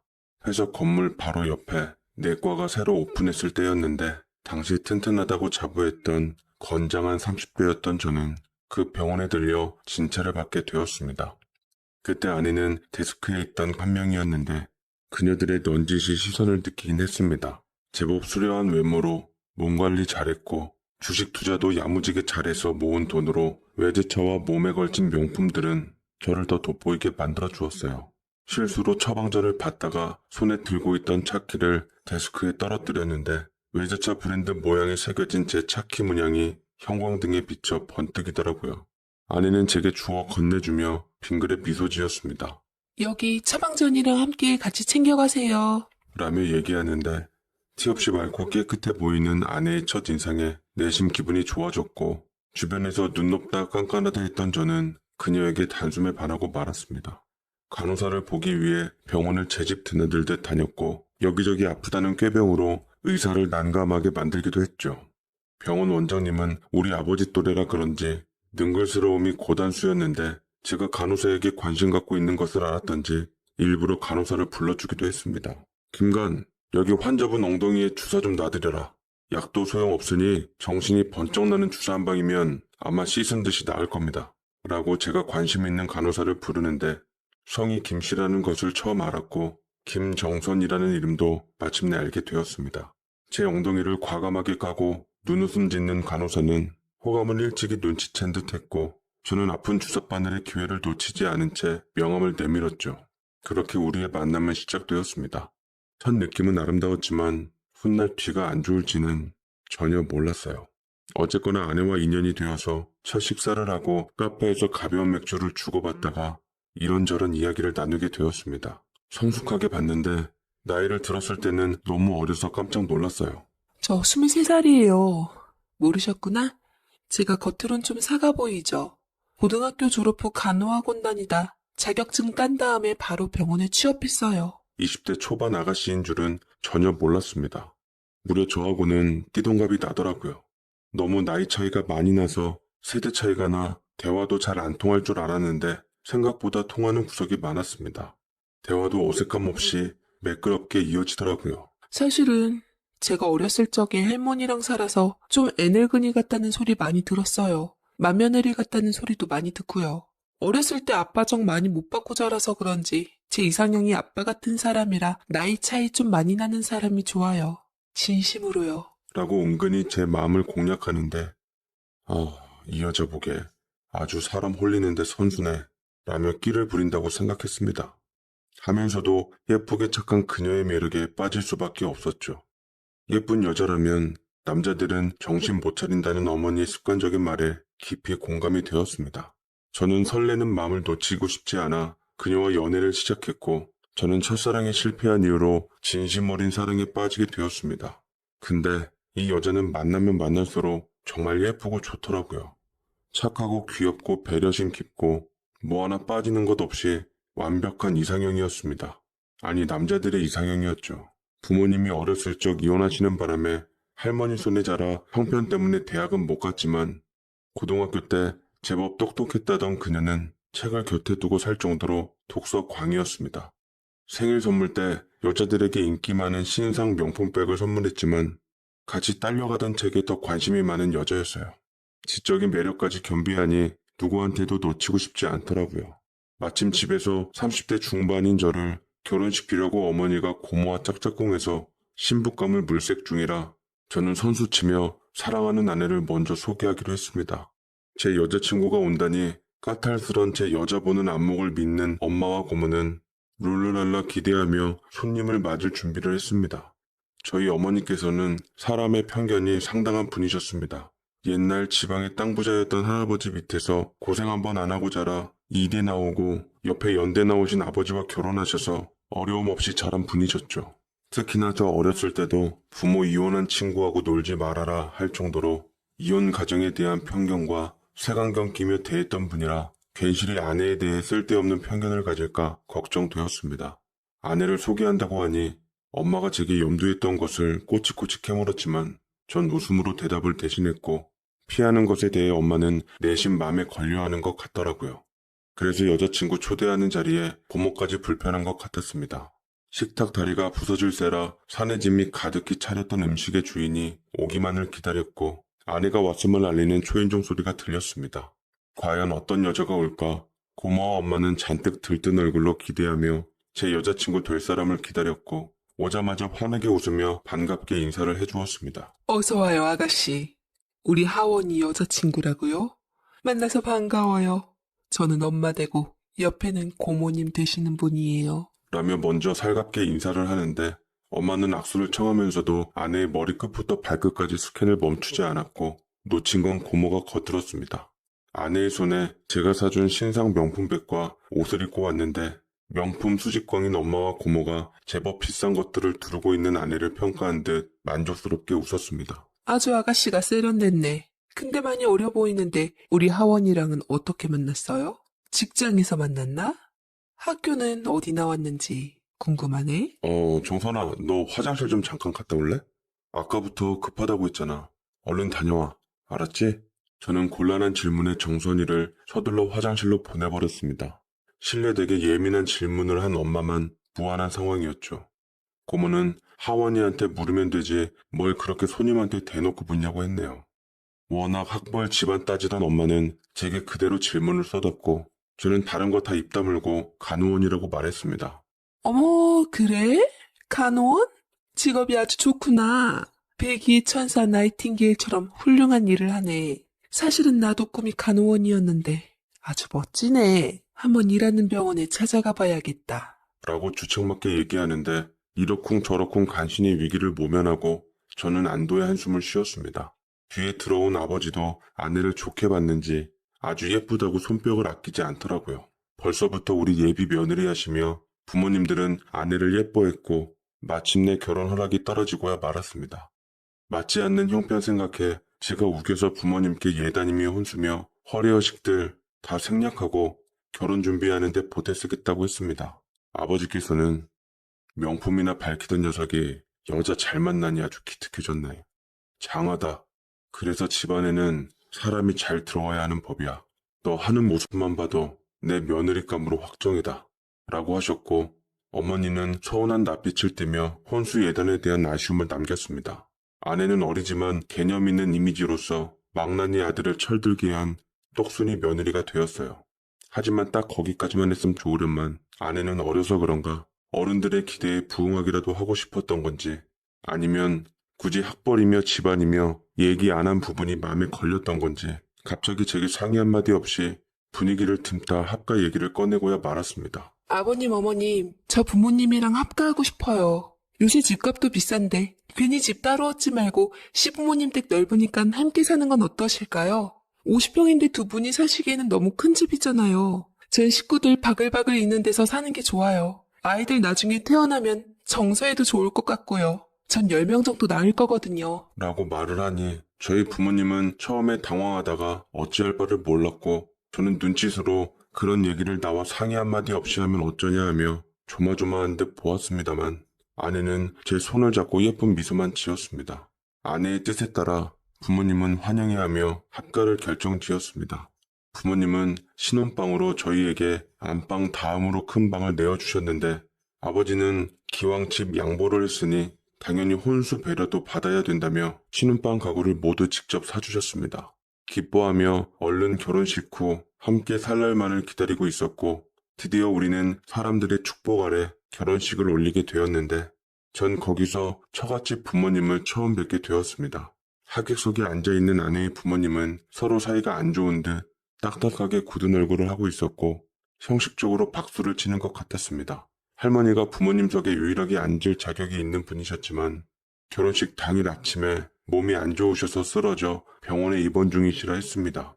그래서 아내는 결혼식 끝난 후 근사하게 예정된 신혼여행 대신 할머니께서 입원하신 병원으로 부랴부랴 향했습니다. 저희 신혼여행은 고모부가 여행사에 있어서 특별히 좋은 곳으로 예약해 주신 거였는데 아내가 할머니께 가버리는 바람에 결국 못 가게 되었죠. 전 아쉽지 않았지만 문제는 저희 부모님들이 그 덕에 아내의 사정을 모두 알아버리고야 말았던 겁니다. 사실은 부모님의 이혼 때문에 어렸을 적 할머니와 살았던 것도 알게 되었고 간호원이 아니라 간호조무사였다는 것과 학벌도 고졸이었다는 것을 모두 들통나게 되었습니다. 처음부터 속이려던 건 아니었지만 사람 외적인 부분을 강조하는 어머니가 행여 반대하실까봐 말을 안 했을 뿐이었는데 어머니는 아주 난리를 치셨어요. 아니, 세상에 뭐 저런 깜찍한 게 다 있다니? 그러니까 니들이 지금 짜고 치는 고스톱으로 결혼 허락을 얻기 위해 우리를 속였다는 거야? 이혼 가정인 것도 모자라 고졸 출신 간호조무사하고 결혼한 거냐고. 널 낳고 먹은 미역값이 아깝다, 팔푼아. 라고 말씀하시자 저도 죄송하긴 했지만 후회하진 않았습니다. 할머님께서는 혈압이 높아서 쓰러지셨는데 다행히 큰 이상은 없다고 하더라고요. 아내는 할머니의 상태를 보자마자 시부모님과 합가하겠다고 한 것을 후회했습니다. 시부모님이랑 합가하는 게 아니라 할머니와 합가하는 거였다며 아쉬워했지만 한번 합가하겠다고 뱉은 말이니 이미 돌이키기엔 늦었더랬죠. 아내는 신혼집에 입성하자마자 그때부터 지옥의 시월드가 시작되었습니다. 어머니를 속였다는 이유로 화가 단단히 나신 어머니께서는 거침없고 악랄한 시집살이를 시키셨어요. 직장을 다니게 허락이라도 좀 해줬으면 피하기라도 했을 텐데 작정한 듯 직장도 억지로 그만두게 한 뒤 끊임없이 집에서 일을 시키고 힘들게 했습니다. 드라마에서나 볼 법한 못된 시집살이였죠. 야, 너 여기 제대로 빡빡 닦고 싱크대 한번 다 헤집어서 그릇 설거지 다 하고 깨끗하게 닦아놔. 모자른 게 집안일이라도 잘해야지. 어디서 저런 걸 데려와선. 라고 혀를 차는데 아내는 표정까지 어떻게 해볼 도리가 없었던지 썩은 고기를 먹은 것 마냥 굳어져 왔습니다.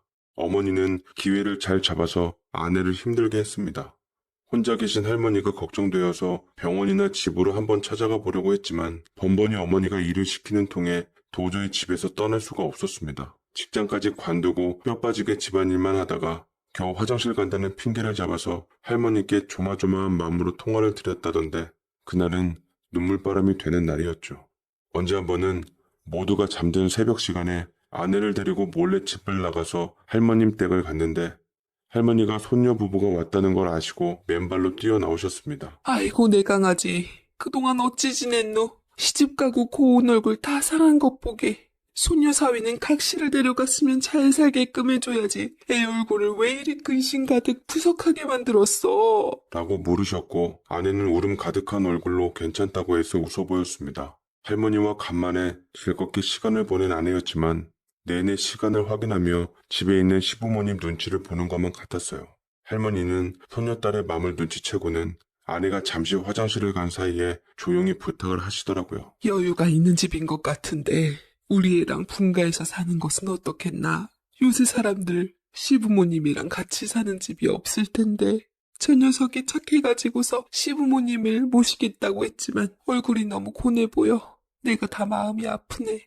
괜찮으면 자네가 좀 도와줄 수 없겠나? 애시당초 자네가 분가를 생각했으니까 우리의 신경 좀 써주게나. 라고 말씀하시니 좀 마음이 그렇더라고요. 그러니까 애시당초 제가 분가 생각했을 때 하면 좋았을 걸 이제 와서 같이 살고 있는데 분가를 한다고 하면 부모님께서 어떻게 받아들이실지 모르는 일이었습니다. 게다가 전에는 아내에 대해 잘 몰랐으니 그랬지만 미운 털이 박힌 아내가 이제와 분가를 한다고 하면 어쩐지 먹힐 리가 없다 생각이 들었어요. 그래도 할머니가 제게 친히 부탁해서 저는 아내와 함께 집에 돌아온 후 부모님 방에 찾아가 넌지시 말씀드렸습니다. 아버지 어머니, 저 아내와 함께 분가를 하고 싶은데 제게 원래 주려고 했던 집 지금 다시 저희에게 내어주실 수 없으세요? 라고 말씀드리니 아버지가 헛기침을 하며 찬바람이 쌩하게 돌더니만 어머니는 아내에게 화살이 갔습니다. 너 지금 네 할머니께 우리 아들 데려가서 몰래 분가하자고 꼬셨니? 애시당초 분가를 하려면 할 것이지. 산지 1년도 안 된 상태에서 분가라니. 참 너도 대단하구나. 효도하는 신용만 하면 어디 효부상이라도 준다 해서 어른맘 들었다 놨다 한 거니? 이래서 겉다르고 속다르다는 얘기가 나오는 거다.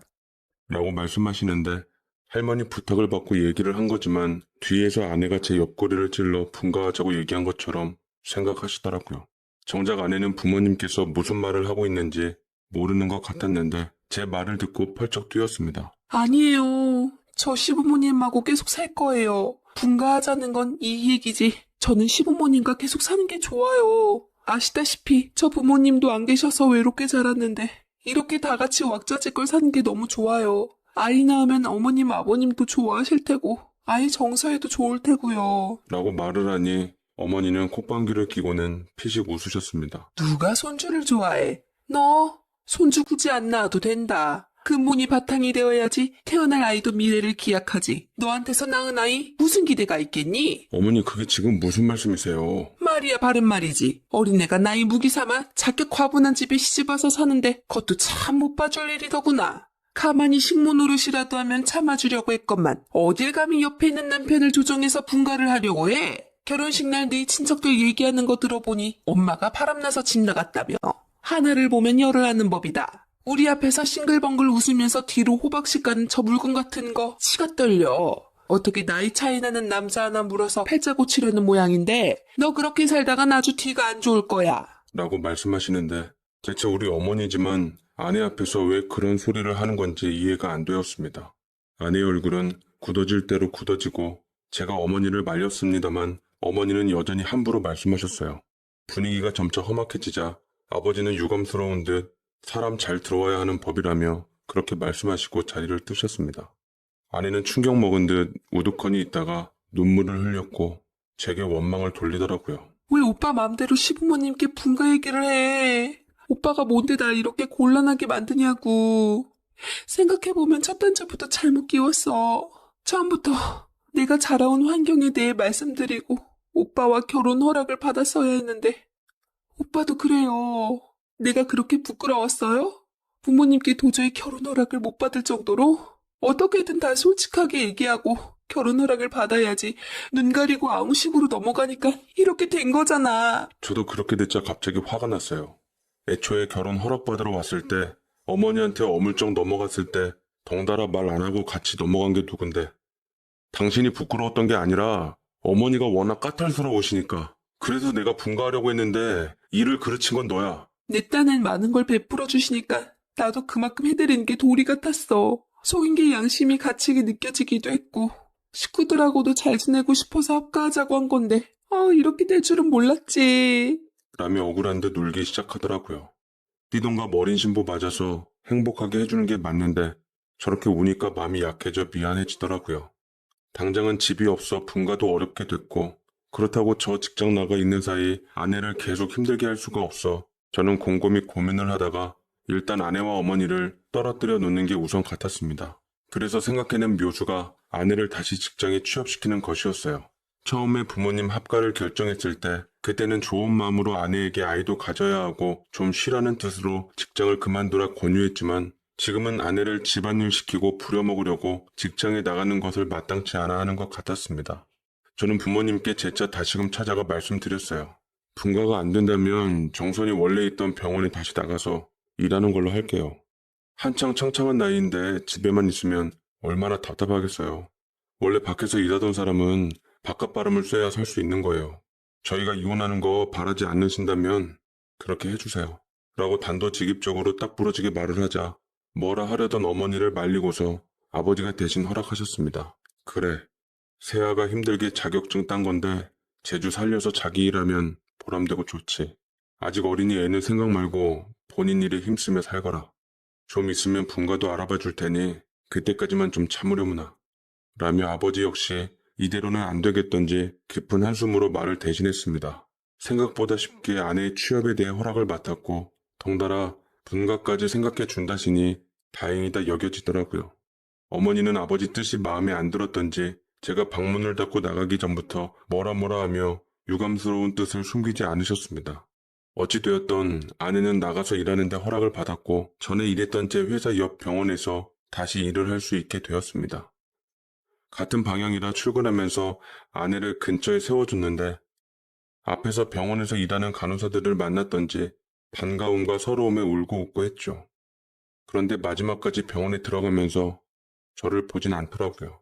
무거운 마음으로 회사에 갔지만 내내 아내가 생각났습니다. 퇴근한 후에도 아내를 픽업해서 집에 같이 가려고 기다리고 있었는데 병원에서 간호사 2명과 아내 그리고 원장님이 같이 나오시더라고요. 제 차를 발견한 아내는 아침보다 기분이 한결 나아졌는지 웃으면서 초르르 달려와 제게 병원 식구들이 환영해 준다고 시부모님께 말씀 잘해달라며 먼저 집에 가라고 하더라고요. 하며 우르르 몰려가는데 차라리 생기 있는 모습에 마음이 놓였습니다.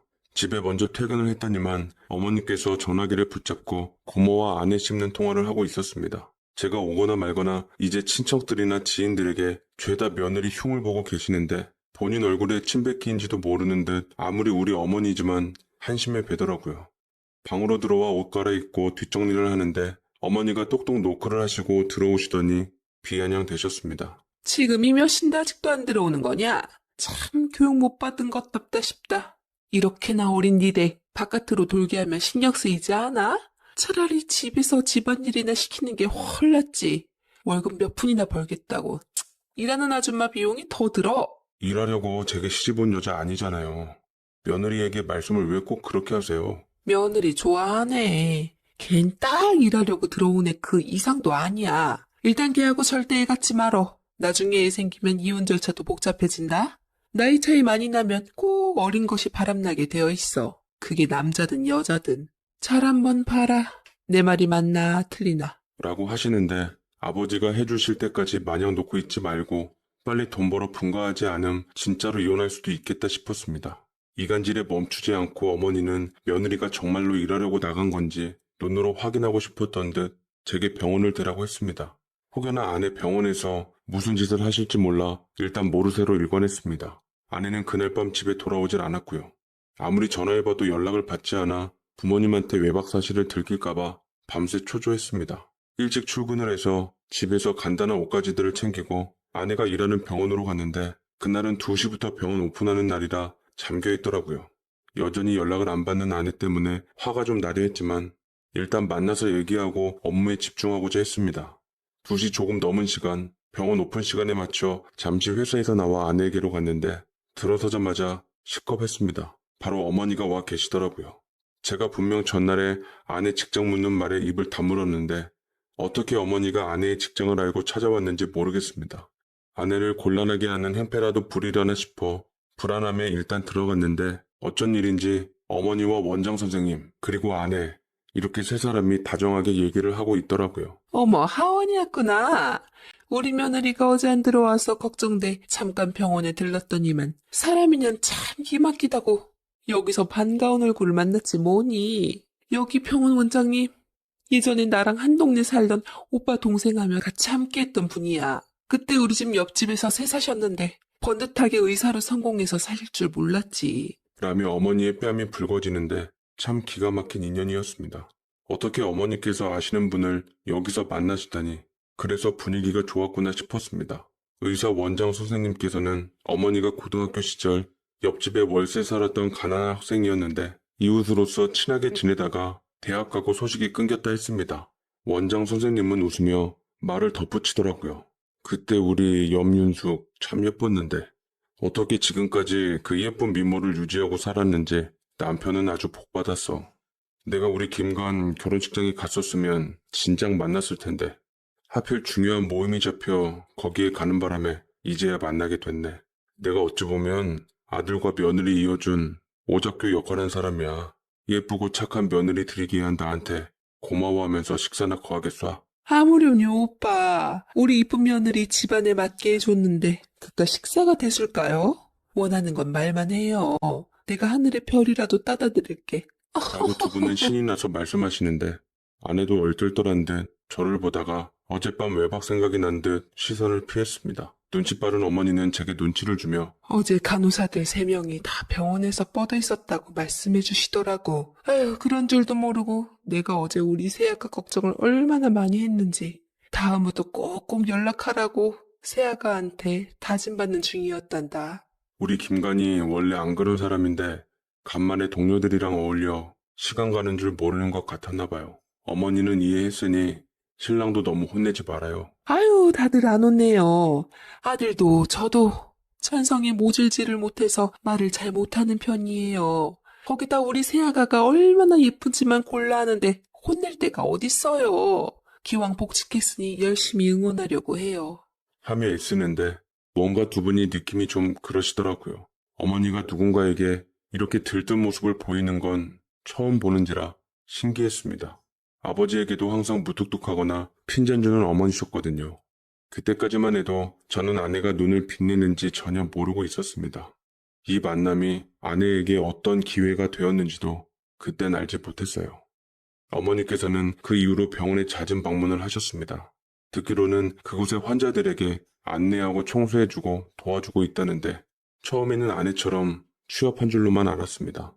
며느리를 위해서 든든히 시어머니가 내조해 주는 거라는데 정작 아내는 부담스러워하는 듯 보였어요. 시간이 남을 때는 간간히 원장 선생님과 차도 마시고 식사도 하고 환자가 와서 바쁠 때는 집에 가는 것이 아니라 남아서 병원 일을 도왔습니다. 아내가 병원에 취업한 뒤로 오히려 고부간은 더 잘 지내게 되었어요. 어머니는 아내와 함께 출근했고 퇴근했습니다. 고양이와 쥐가 탔던 두 사람이 함께 잘 다니자 아버지께서는 신기해하셨습니다. 그 연유를 얘기하려 해도 어머니가 몇 번이나 화제를 다른 곳으로 돌려 말을 끊어버렸죠. 나중에 우리 두 부부가 쉬고 있었을 때 어머니가 와선 한마디 했습니다. 네 아버지한테는 내가 병원에 드나든다는 소리 하지도 말거라. 원장님 만나서 시간 보내는 것도 하지 말고 괜히 말 나오는 거 질색이니까 애미 얼굴에 똥칠 안 하려면 다들 입 조심해. 어머니, 원장 선생님께서 어머니를 많이 좋아하시는 것 같던데 예전에 두 분 정말 이웃사촌일 뿐이셨어요? 제가 볼 때는 특별한 사이 같으신데? 그리 보이디? 사실은 그 오빠가 나를 짝사랑했었어. 편지도 주고 먹을 것도 주고 우리 어머니가 윤숙이 넌 보지 말라고 소금 뿌리면 내쫓았는데 순스러운 그 사람이 이리 멋지게 의사 가운을 입게 될 줄 누가 알았겠니? 성격도 서글서글한 게 무뚝뚝한 네 아버지보단 훨 낫더라. 참 내가 그때 눈치만 있었어도 의사 사모님이 되어 있을지도 모르는데 젊은 청춘이 아깝다 아까워. 라며 말씀하시는데 아내는 곧잘 옆에서 어머니의 비위를 잘 맞춰주더라고요. 어찌되었던 우연이라도 이렇게 고부간의 갈등이 풀리는 모습을 보니 저도 마음이 놓이긴 했습니다. 허나 어머니의 살랑거리는 봄바람 같은 맘이 얼른 멈춰야 할 텐데 라는 의심도 들었습니다만 아버지는 정말 아무것도 모르는 것 같았죠. 아내는 어머니와 화해하니 언제 그랬냐는 듯 어머니를 잘 챙겨주었습니다. 어머니께서도 말 통하는 상대가 곁에 있어 속 시원했던지 그렇게 미워했던 며느리를 이제야 딸처럼 잘 아끼더라고요. 가끔 고모가 와서 아내에게 핀잔을 줄 때면 어머니가 대신 막아주기도 했다는 소식도 들었습니다. 집안에는 아내와 어머니가 사이가 좋아지니 큰 소리 날 일이 덜했고 아내도 얼굴이 좋아졌습니다. 있잖아. 오늘 고모님께서 오셔가지고 내가 집에서 차를 대접했는데 차가 좀 뜨거워서 나한테 온잔하셨거든. 근데 그때 어머님이 내 편을 들어주시는 거 있지. 우리 집에서 차 드실 때는 일일이 온도 못 맞춰서 드린다고. 요새는 나한테 뭐라 하시지도 않고 내 편만 들어주시는데 너무 좋아. 라며 기분 좋게 얘기하는데 저는 모든 게 잘 됐다 싶다가도 항상 아내에게 사나웠던 어머니가 무슨 바람이 불어 태도가 바뀌었나 싶었습니다. 궁금했지만 딱히 입을 열지 않는 아내여서 여자끼리 얘기려니 싶어 더 이상은 묻지 않았어요. 저는 그저 안 사람들이 평온하기만 하면 이후에 어쨌든 상관없었으니까요. 한동안 평화로운 날들이 지속이 되었는데 마음을 놓는 순간 모든 게 엉망이 되어버리고 말았습니다. 집 밖에 모르시던 어머니께서는 점차 밖으로 외출하는 시간이 많아지는 것 같고 특히나 주말에는 거의 집에 안 계셨습니다. 동창들과 요새 여기저기 많이 다닌다며 좋아하시는데 아버지는 저러다 늦바람 든다며 어머니를 자제시켰죠. 언제 한 번은 외박을 해서 다음날 새벽에 들어오기도 했습니다. 뒤치다거리와 변명은 항상 아내의 몫이었어요. 그러다 보니 항상 어머니가 주도권을 잡으며 아내와 잘 지내고 있었는데 어느 순간부터 기세가 이동하기 시작했고 어머니는 점차 아내의 눈치를 보고 있었습니다. 카랑카랑한 목소리는 기가 죽었고 아내는 눈빛이 점차 사나웠던 어머니의 것으로 바뀌고 있었죠. 특히나 아버님이나 제가 없을 때는 더하는 것 같았어요. 하루는 아내가 주중에 쉬는 날 급히 집에 두고 온 서류가 있어 회사에 가져다 달라고 연락을 했는데 전화를 받지 않더라고요. 부랴부랴 점심시간을 이용해서 집에 왔더니만 전혀 생각지도 못했던 일들이 벌어지고 있었습니다. 어머니, 반찬이 이게 뭐예요? 저번에 제가 진미채 맛있게 해먹었다고 똑같이 해놔달라고 했잖아요. 이따 우리 할머니 가져다 드릴 건데 이렇게 해서 입맛 없는 어르신이 잘 잡수시겠어요?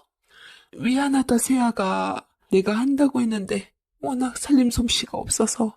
저번에는 어떻게 하다 보니 잘 됐던 것 같은데 똑같이 해보려니 잘 안 되네. 저번에 유튜브 보고 했는데 이거는 다른 유튜브인가? 뭐 하나 할 줄 아는 게 없으시네요, 정말. 저한테 그렇게 뭐라 하셔서 어머님은 뭐 대단히 얼마나 잘하시나 했는데 이런 살림 솜씨로 어떻게 원장님 마음에 드셨는지 모르겠네요. 원장님 돌아가신 사모님께서는 인성이며 살림 솜씨며 내조며 다 잘했다고 하시던데 어머님은 그래서야 어디 본처 따라가시겠어요? 라며 의미심장한 얘기를 하는데 이게 대체 뭔 소린가 싶었습니다. 어머니께서는 여전히 절절매시는 모양으로 아내에게 입가에 쉬타라는 표정을 하셨죠. 얘가? 참다 하니 아주 기어오를 대로 기어오르네? 집에서 못하는 소리가 없어. 행여나 하원이나 네 시아버지가 들으면 어쩌려고 그러니. 내가 요새 안 하던 일 하려니 얼마나 조마조마한 줄이나 알아? 들으면 차라리 잘 된 거 아니에요? 어머님 솔직히 아버님한테 불만도 많으셔서 빨리 이혼하시고 싶으시잖아요. 원장님이랑 재결합하려고. 우리 원장님 인기 많으신 분이라 어서 정리하셔야지. 안 그럼 이도저도 안 되는 수가 있어요. 거야 나도 알지만 이혼이 어디 쉽니? 우리 집 재산 기여한 거 우리 친정아니었으면 어린 판푼어치도 없는데 어느 정도는 챙겨갖고 나와야지. 내가 요새 참을 못 잃어. 해찬이 오빠랑 좋은 관계가 된 건 행복하지만 실수한 게 아닌가 싶기도 하고. 그럼 원장님과 깊은 관계가 되시기 전에 미리 정리를 하셨어야죠. 어머님 맨날 원장님 집 드나드는 거 저 다 알아요. 저번에도 함께 등산 갔다가 다른 데로 빠지시더라고요. 늦게 배운 도둑질이 무섭다더니만. 그렇게 말하면 안 되지. 원장님과 내가 가까워지게 된 1등 공신이 바로 너인 거 잊었니? 매번 원장님하고 데이트하라면서 공연 티켓이며 관람권이며 안겨줬던 건 너야. 젊은 날 아버님한테만 바친 게 억울하지도 않았냐며 날 부추겼잖니? 듣다 못해 어머니께서 버럭 화를 내시자 아내는 휴대폰을 까딱까딱 내밀며 어머니를 몰아붙였습니다. 어머님이야말로 말 조심하세요. 여기 핸드폰에 어머님 원장 선생님 모습 다 담겨 있는데 아버님이 보시면 참 많이 실망하시지 않으실까요? 기왕 바람을 피셨으면 이것저것 재지 말고 바로 이혼하시고 원장님이랑 재혼하세요. 두 남자 사이에서 저울질하는 어머니가 제가 볼 땐 더 최악이에요. 어머님께서 못하시겠다면 제가 대신 해드릴 수도 있어요. 라고 말을 하니 어머니께서는 몸을 부들부들 떠시고 분한 듯 입술을 깨무셨습니다. 이런 경악스러운 일들이 제 눈앞에 펼쳐지자 저는 맥이 탁 풀리면서 다리에 힘이 풀려 스르르 주저앉았고 갑자기 두통이 심하게 쏟아졌습니다. 대체 이게 어떻게 된 노릇인지 누구라도 붙잡고 묻고 싶더라고요. 두 여자가 예리하게 기척을 알아채고 서둘러 현관 쪽으로 오는데 저를 보고는 경악하셨습니다. 하원아, 자기야. 여보. 저 역시 하도 충격적인 이야기를 집중하느라 뒤에 아버지가 오신 것까진 알아챌 수가 없었어요.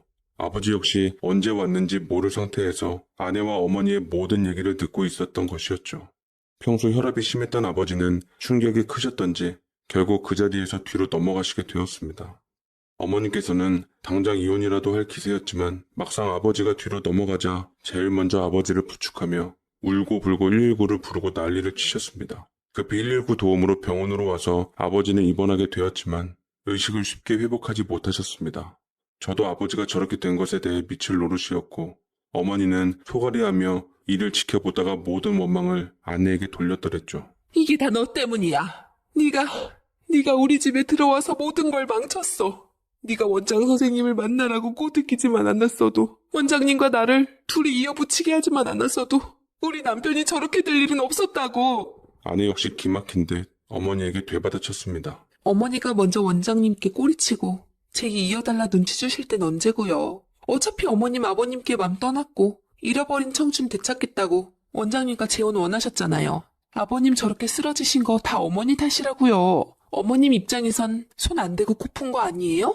오히려 잘 되신 거 아니냐고요. 참 기가 막히네요. 어차피 아이도 다 안 판국에 더 이상 쇼는 그만하세요. 뭐야 이 못된 것이?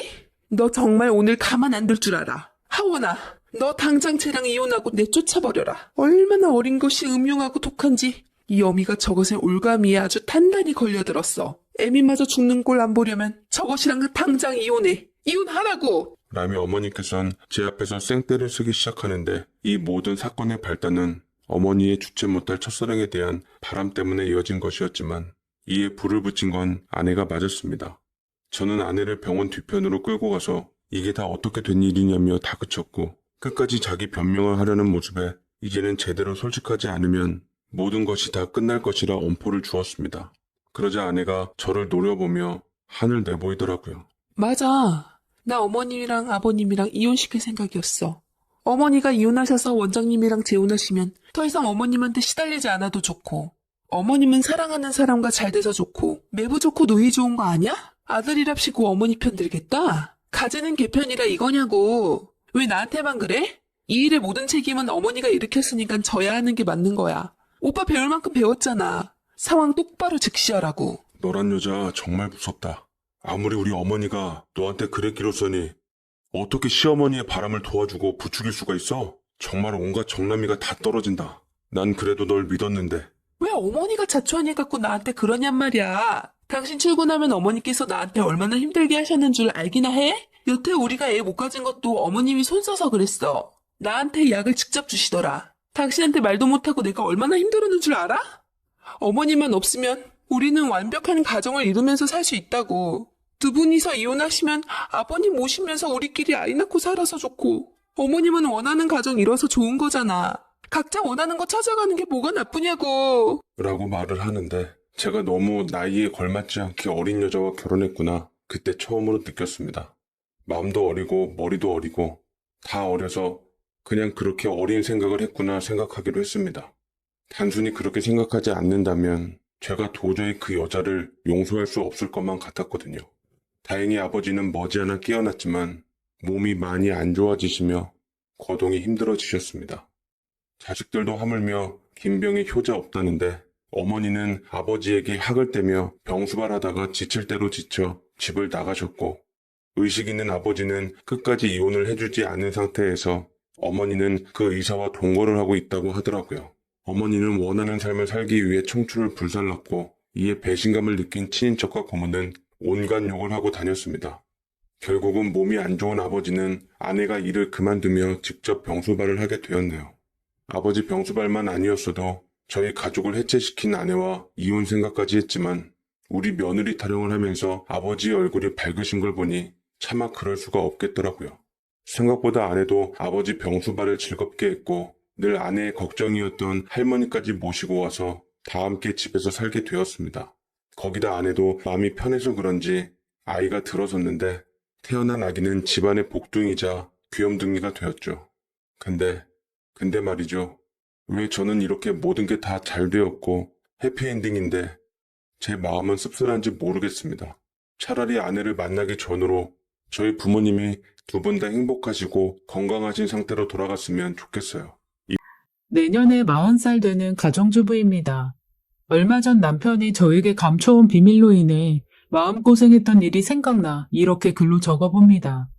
제 남편은 전형적인 가부장적 사고방식을 가진 남자예요. 그래서 동갑내기 부부이지만 저는 존칭을 쓰고 남편은 제게 반말을 하곤 하죠. 남자는 밖에 나가서 돈 벌어오면 여자는 집에서 애 키우고 살림하는 게 당연하다고 여기는 사람이에요. 그래서 그런지 남자는 주방에 들어오면 큰일이라도 나는 줄 아는 사람입니다. 그래서 결혼 7년 차인 지금까지 단 한 번도 설거지를 해준 적이 없어요. 그나마 요새 사회 인식이 점차 남편들도 집안일을 거들어야 한다는 식으로 바뀌어서인지 쓰레기 봉지는 내다 버려주네요. 그마저도 제가 쓰레기 봉지를 꽁꽁 잘 싸매서 묶어놔야 해주고요. 뭐 아무튼 이런 사상을 가진 제 남편은 시댁의 집안 내력을 닮은 거예요. 시아버지도 대단한 가부장적인 사상을 가지신 분인데 시어머니도 그런 집안에서 자라서 결혼해서 그런지 그게 당연하다 여기고 살고 계시죠. 시댁에 가면 시아버지는 소파에 앉아서 정말 손 하나 까딱 안 하고 TV만 보세요. 명절이 됐건 뭐가 됐건 여자들은 주방에서 일하느라 손가락이 휠 지경이죠. 그나마 바쁠 때 손녀딸이라도 잘 봐주시면 좋은데 눈으로만 볼 뿐 딱히 놀아주신다거나 그런 것도 아니라 이제는 그냥 그러려니 합니다. 그래도 남편이 생활비만큼은 꼬박꼬박 갖다 주니 저도 큰 불만 없이 잘 살았어요. 굳이 하나 불만이 있다면 제 남편도 시아버지 영향을 많이 받아서 그런지 제 딸과 잘 놀아주지 못하더라고요. 어떻게 놀아줘야 할지도 몰라 하고 그저 핸드폰에 어린이 영상 틀어주는 게 놀아주는 거라고 생각하나 봐요. 다른 집 남편들은 딸들을 그렇게 예뻐한다는데 제 남편은 자식한테 좀 부심한 구석이 있는 무뚝뚝한 아빠였어요. 주말에는 가족들이랑 나가서 좀 바람도 쐬고 그러고 싶은데 주말엔 자기도 좀 쉬어야 한다며 늘 누워서 자거나 핸드폰만 들여다보기 일쑤였죠. 그래도 어쩌겠어요.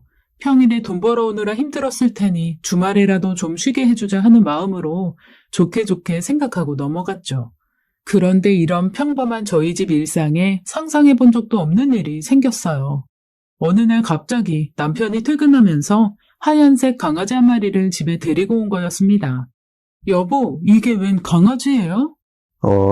우리 회사 직원이 갑자기 지방으로 출장 가는 바람에 강아지 좀 맡아달라고 하더라고. 일주일만 맡아주면 된다니까. 그동안 당신이 얘 좀 맡아줘. 여보, 우리 딸 개털 알러지도 있는데 우리가 어떻게 강아지를 맡아요? 다른 직원한테 부탁하라고 하면 안 돼요? 우리 딸이 개털 알러지가 있다고? 몰랐네. 아, 그럼 어쩌지? 이미 내가 맡아준다고 했고, 그 직원은 이미 부산으로 내려갔는데. 그럼 당신 퇴근하기도 전에 이미 출장 갔다고요? 그럼 강아지는 어떻게 데리고 온 거예요? 아, 그 직원이 오피스텔에 사는데 나한테 비밀번호 알려줘서 강아지랑 강아지 물품 챙겨온 거야.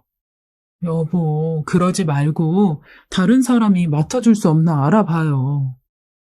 이미 내가 맡기로 해서 안 된다니까. 강아지 밥 주고 물 주고 똥만 치워주면 되는데 그게 뭐 어렵다고 이렇게 사람을 들들 볶아. 고작 일주일인데 당신은 내 체면도 있는데 그 정도도 못해줘? 아휴, 알았어요. 저는 마지못해 알겠다고 했고 그렇게 저와 강아지의 동거가 시작되었어요. 요즘 코로나 때문에 몇 달째 아이 등원도 못하고 있는데 강아지까지 봐야 한다고 하니 별거 아닌데도 마음의 짐이 크게 느껴졌습니다. 평소 아이가 등원이라도 하고 있는 상황이면 그나마 좀 수월할 것 같은데 아이 밥 삼시세끼 차리고 공부도 봐주고 놀이도 해주다 보면 하루 종일 쉴 틈이 없어요. 게다가 딸아이가 저하고 계속 말하고 싶어하고 엄마가 집안일 끝내놓고 쉬는 시간에는 자기랑 놀아줘야 한다고 생각하거든요. 저는 일이 늘어나서 불만스러웠지만 딸아이는 강아지의 등장에 무척 신기해하며 아주 신났죠. 자꾸 코가 간지러워서 비벼대면서도 강아지가 집에 있으니 좋은 모양이더라고요. 맨날 집에만 있다가 집에 반가운 손님이 왔으니 얼마나 좋았겠어요.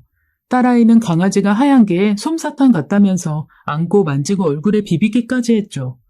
딸아이를 보고 있으면 강아지를 맡아주는 게 나쁘지만은 않다는 생각이 들었어요. 하지만 그 생각은 만 하루도 안 가서 바뀌었죠.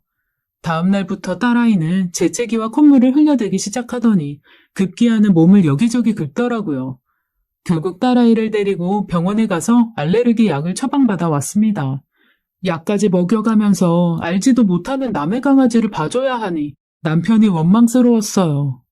그 강아지는 처음 온 우리 집에 어찌나 자기 영역을 표시해대던지요.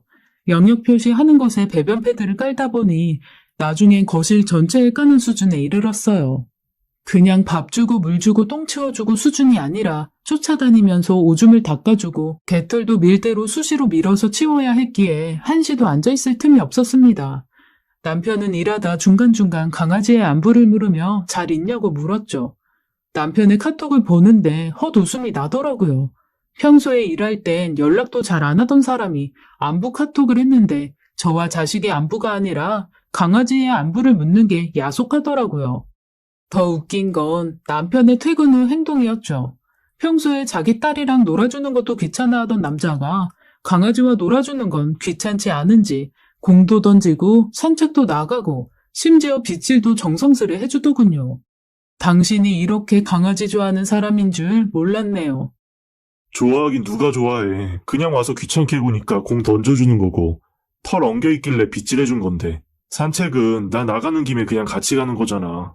무심한 듯 말하면서도 행동은 츤데레가 따로 없었어요. 강아지 안 좋아한다면서 사진과 동영상은 어찌나 많이 찍어대는지 그렇게 찍은 사진과 영상을 직장 동료에게 보내주는 것 같더라고요. 그러다 남편이 화장실에 갔는데 핸드폰이 켜져 있더라고요. 평소에 핸드폰을 잠궈 놓는 사람이라 핸드폰 속 내용을 본 적이 없는데 무심코 핸드폰을 들여다보게 되었어요. 누군가와 카톡을 주고받는 중이었는지 카톡 창이 켜져 있더라고요. 카톡 내용엔 강아지 사진과 동영상을 보내준 것들이 대부분이었고 둘 사이에 이런저런 대화가 오고 갔더라고요. 그런데 직장 동료라던 그 사람이 남자인 줄로만 알았었는데 여자 직원이었습니다. 그리고 그들의 대화를 읽고 나서 한 번 더 큰 충격을 받았어요. 오빠, 강아지 사진 너무 잘 찍었다. 우리 댕댕이 거기서 잘 지내고 있나 보네. 다른 사람한테 맡기면 불안한데 오빠한테 맡기니까 진짜 안심되고 좋다. 오빠, 내가 서울 가면 진하게 쏠게. 안녕하세요. 에이, 우리 사이에 이 정도 가지고서. 아무튼 지방 출장 가 있느라 네가 고생이 많다. 몸 조심하고 밥 잘 챙겨 먹으면서 일해. 그리고 오빠가 너 주려고 오피스텔에 선물 갖다 놨어. 선물? 무슨 선물? 그건 네가 직접 와서 봐. 아이, 궁금해 죽겠네. 뭐지? 나 궁금한 거 잘 못 참는데 이러다 중간에 부산에서 서울 올라가는 거 아니야? 암튼 너무 고마워. 오빠, 내가 사랑하는 거 알지? 그래, 나도. 평소 저와 딸에게 사랑한다는 말이 인색한 남편이 직장 동료 여자랑 사랑한다는 말을 주고받고 있었다는 사실에 온몸이 부들부들 떨려왔습니다. 게다가 카톡 내용으로 봐서는 남편이 그 여자 오피스텔에 자연스레 드나드는 것 같더라고요. 저는 얼른 제 핸드폰으로 그들의 대화 내용을 사진으로 찍었어요.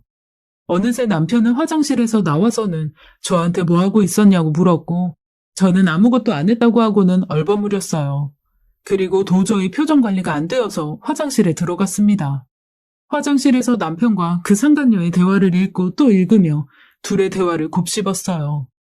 이건 누가 봐도 남편이 불륜을 저지른 상황이었죠. 저는 지금 남편을 추궁하면 바람 피운 거 아니라고 잡아뗄 것 같아서 확실한 증거를 잡아야겠다는 생각이 들었어요. 그리고 그 시간이 오기만을 기다렸죠. 다음날 남편이 출근을 했고 전 남편이 데리고 온 강아지에게 소심한 복수를 했어요. 그렇게라도 하지 않으면 제가 견딜 수가 없었으니까요. 거실에서 뛰어놀던 강아지를 추운 베란다에 갖다 놓고 이불만 하나 던져주었습니다. 밥도 주기 싫었지만 그건 좀 너무한 것 같아서 밥과 물만 떠주고는 본체만체 했어요. 강아지는 한참을 베란다 유리창 앞에 두 발로 서서 낑낑대며 꺼내달라고 했고 제가 들은 척도 하지 않자 나중엔 포기하더라고요. 강아지를 베란다에 격리시켜 놓으니 딸아이는 언제 그랬냐는 듯이 금세 증상이 좋아졌고 콧물만 조금 흘리는 정도가 되었죠. 상간녀의 개똥을 치우게 만들고 내 딸아이 약까지 먹게 만든 남편놈을 진심 때려주고 싶었습니다. 요새 오피스 와이프 하나씩은 있다는 말은 많이 들어봤는데 설마 내 남편이 이럴 줄은 몰랐어요. 그래서 배신감이 이루 말할 수 없이 컸네요. 강아지는 남편이 올 때가 되어서야 베란다 밖으로 나올 수 있었어요. 그렇게 며칠 지내다 보니 강아지를 돌려주러 갈 날이 되었어요. 남편은 강아지를 주인에게 돌려주고 오겠다며 나갔고 저는 딸아이를 앞집에 잠시 맡기고는 남편을 뒤쫓아 나갔습니다. 앞집에 딸아이와 동갑내기 친구가 살고 있어서 이틀 전에 잠깐만 맡기겠다고 미리 부탁해 놓았었거든요. 저희 집에서 그리 멀지 않은 곳에 남편의 상간녀가 사는 오피스텔이 있었고 저는 남편이 어디로 가는지 확인한 후 뒤따라갔어요. 남편이 들어간 지 10분이 지나도 안 나오더군요. 저는 이제 눈에 뵈는 게 없었어요. 바로 초인종을 눌렀죠. 웬 젊은 여자가 나오는데 새파랗게 어린 것이 20대 초중반 정도 되어 보이더라고요. 누구세요? 안녕하세요. 그 여자는 제 얼굴을 보자 누군지 알겠다는 듯이 인사를 하더라고요. 이미 내 얼굴도 알아볼 정도면 둘 사이가 불륜인 게 확실하구나 싶었어요. 저는 다짜고짜 들어가서 제 남편을 찾았어요. 그런데 화장실에서 샤워하는 소리가 나더라고요. 저는 눈이 뒤집힐 대로 뒤집혔고 그 젊은 상간녀에게 소리를 쳤습니다. 야, 너 내 남편한테 무슨 짓이야? 새파랗게 젊으니 세상 무서운 줄 모르고 유부남을 꼬셔? 네가 이러고도 무사할 줄 알아? 저기 무슨 오해가 있으신 것 같은데요. 오해는 무슨 오해? 내 남편이 지금 니네 집에 와서 버젓이 샤워를 하는데 발뺌한다고 해결될 문제인 줄 알아? 당신 그만 씻고 나와. 당장 나오라고 이 발정나. 저는 마음을 가다듬고 들어가서 조용히 얘기하려고 했던 것과 달리 도무지 마음이 진정이 되지 않아 다짜고짜 싸붙였어요.